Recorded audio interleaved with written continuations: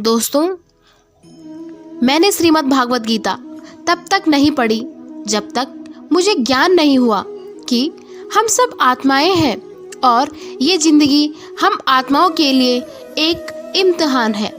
अपने अंदर के सबसे अच्छे रूप को बाहर निकालने का और श्रीमद् भागवत गीता इस इम्तिहान को पास करने की एक अहम किताब है। दोस्तों, श्रीमद् भागवत गीता के 18 अध्याय हैं और यह संस्कृत में परमात्मा द्वारा दिए गए हैं, जिनको हम आज संक्षिप्त रूप में संपूर्ण गीता सार को आसान भाषा में समझेंगे। दोस्तों, ये ज्ञान परमात्मा ने भगवान श्री कृष्ण के द्वारा सबसे बड़े धर्म युद्ध महाभारत की रणभूमि कुरुक्षेत्र में अर्जुन को कुछ 5000 वर्ष पहले दिया। ये वो वक्त था जब धर्म का बार बार उल्लंघन हुआ, परमात्मा का डर मनुष्य से निकल गया और लालच की होड़ में भाई ने भाई को मारने की कोशिश की। और यही नहीं, यह ब्याहता को भरी सभा में अपने बड़ों के सामने अपमानित किया गया। इससे पहले कि मनुष्य जाति धर्मयुग से निकलकर पूर्ण रूप से कलयुग में जाती, युद्ध की रणभूमि में युद्ध से कुछ पहले परमात्मा ने गीता भगवान कृष्ण के द्वारा मनुष्य जाति के कल्याण के लिए दी गई। दोस्तों, गीता परमात्मा द्वारा दी गई एक किताब है जो किसी एक धर्म के लिए नहीं बल्कि पूरी मनुष्य जाति के लिए है और पूरी इंसानियत के लिए है और सब आत्माओं के लिए है, क्योंकि ये आत्मा को परमात्मा के बारे में और उसकी सृष्टि के बारे में और सबसे अहम यह उन कायदों के बारे में समझाती है जिनका आत्मा को मनुष्य के रूप में हर हाल में पालन करना चाहिए और इनकी रक्षा करनी चाहिए। और इन्हीं कायदों की बुनियाद पे एक आत्मा को शरीर त्याग करने के बाद परखा जाएगा और इस परीक्षा में पास होने पर हमेशा के लिए इस जन्म और मृत्यु से मुक्ति मिलेगी। दोस्तों, परमात्मा श्रीमद् भागवत गीता में कहते हैं कि मैं ही सबकी शुरुआत हूँ। मैं शुरू से भी पहले था और सब खत्म होने के बाद भी रहूँगा। सब मुझ में है और मैं सब में हूँ। जो भी तुम छू सकते हो, देख सकते हो और चख सकते हो या सुन सकते हो, वो सब मैं हूँ। ये नदियाँ, पहाड़, सूरज, चांद, सितारे सब मैंने ही बनाए हैं। दोस्तों, मैंने ही भगवान, शैतान, राक्षस और इंसान बनाया। मैं सर्वव्यापी हूँ, सब में रहता हूँ, सब में हूँ। मैं हूँ, मैं ही हूँ। मैं ही ब्रह्म बनकर सब बनाता हूँ और रुद्र बनके सब नष्ट कर देता हूँ। मैं ये सृष्टि यूं ही बनाता हूँ और तोड़ता रहूँगा ताकि आत्मा को मौके मिल सके इस जन्म और मृत्यु से मोक्ष पाने के और हमेशा के लिए परमात्मा के साथ रहने के। दोस्तों, श्रीमद् भागवत कहती है कि इस सबसे बड़ी परीक्षा के लिए परमात्मा ने प्रकृति का निर्माण 5 तत्वों अग्नि, वायु, जल, पृथ्वी और ईथर से किया, जिन्हें हम छू के, चख के, सूंघ के और देख के समझ सकते हैं। पर खुद परमात्मा इन 5 इंद्रियों के समझ से बाहर है। उन्हें आत्मा इन इंद्रियों से नहीं जान सकती।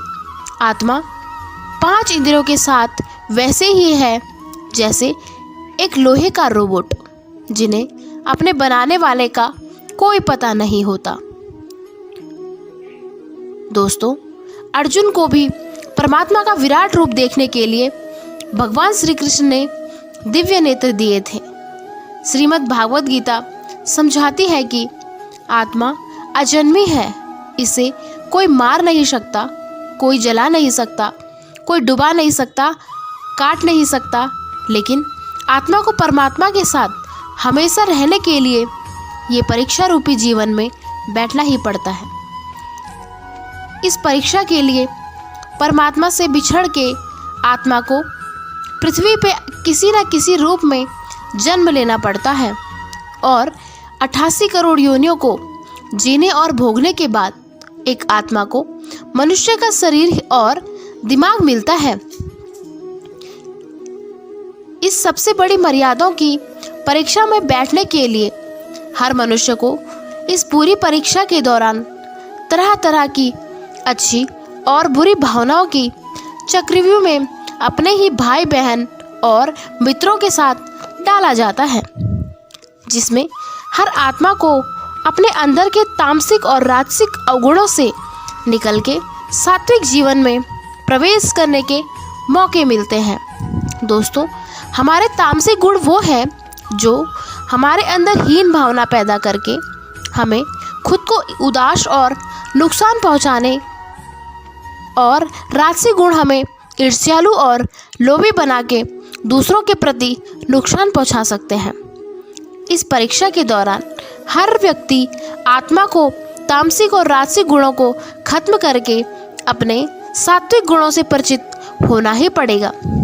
सात्विक गुण वो है जो आत्मा को अपने आसपास की हर चीज से जोड़े और प्रेम करना सिखाए। परीक्षा के दौरान हर आत्मा को जीवन के 4 स्तंभ धर्म, अर्थ, काम और मोक्ष का ज्ञान पाके ही मुक्ति मिलती है। यही वो द्वार है जिन्हें समझकर ही आत्मा परमात्मा को समझ सकती है। पहला द्वार धर्म का है और शेर इसका प्रतीक। धर्म वही है जो गीता में हुआ है। धर्म वही है जो धारण किया हुआ है, जिसे आपका दिल मानता है, जैसे झूठ नहीं बोलना, चोरी नहीं करना, भगवान का निरादर नहीं करना, दूसरों को नुकसान नहीं देना। यही सब धर्म है और हर आत्मा को अपने जीवन काल में हर समय धर्म का पालन करना होगा और उसकी रक्षा करनी होगी। दूसरा द्वार का अर्थ है और प्रतीक घोड़ा है। हर आत्मा अपने हर जीवन काल में अपने पृथ्वी पे होने वाले अर्थ या मूल कारण समझेगी। इस जिंदगी में भोगने वाली चीज़ें और रिश्तों का आनंद लेगी। अच्छा बेटा, अच्छी बेटी, अच्छा भाई, अच्छी बहन, अच्छा पति पत्नी बनकर हर दुनियावी रिश्तों कर खरी उतरेगी और इस परीक्षा को पास करेगी। तीसरा द्वार काम का है। श्रीमद् भागवत गीता समझाती है कि हर मनुष्य के अंदर काम, क्रोध, लोभ, मोह, अहंकार और ईर्ष्या जैसी 6 भावनाएं हमें अपने और दूसरों के प्रति नुकसान पहुंचा सकती है। इन भावनाओं को हर मनुष्य को हमेशा अपने नियंत्रण में रखना होगा, क्योंकि इनके बहाव में किया हुआ कोई भी काम हमारे जीवन भर की परेशानी का कारण बन सकती है और एक आत्मा संतोष और सादगी से इन भावनाओं पर हमेशा के लिए विजय पा सकती है। चौथा स्तंभ मोक्ष का है और हाथी इसका प्रतीक है। इस परीक्षा रूपी जीवन में हर मनुष्य हर समय कुछ इच्छाएं रखता है और कुछ इच्छाएं एक ही जन्म काल में पूरी हो जाती है, पर कुछ अधूरी रह जाती है और उनके पूरा होने के लिए आत्मा को वापस पृथ्वी पर आना पड़ता है। श्रीमद् भागवत गीता कहती है कि हमारी इच्छाएं ही मूल कारण है हमारे पास पृथ्वी पर हमारे वापस आने का, और अगर कोई भी इच्छा न रखे तो इस जीवन और मृत्यु से मुक्त हो सकते हैं। ये द्वार माफ़ी का ही है। जिन्होंने आपके साथ बुरा किया है उनको माफ़ करके, और जिनसे आपने बुरा किया है उनसे माफ़ी मांग के मुक्ति पाई जा सकती है। जब तक आत्माएं इन चारों दरवाजों धर्म, अर्थ, काम, मोक्ष को समझ नहीं लेती, तब तक इस आत्मा को बार बार मनुष्य के रूप में आना ही पड़ेगा। परीक्षा का समय खत्म होते ही आत्मा शरीर और अन्य वस्तुओं का त्याग कर देती है और संसार में रहकर जो बनाया है वह किसी और का होगा। आत्मा अपने कर्म के फैसलों के लिए चली जाती है।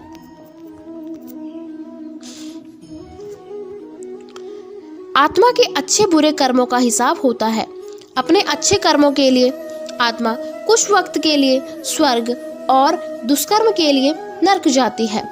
नरक में आत्मा को अनेक पाप और उनके अनुकूल सजाएं मिलती है, पर सजा खत्म होने के बाद आत्मा को फिर से एक नया शरीर और नया दिमाग मिलता है इस परीक्षा में फिर से बैठने के लिए, और हर परीक्षा में वही सब फिर दोहराया जाएगा।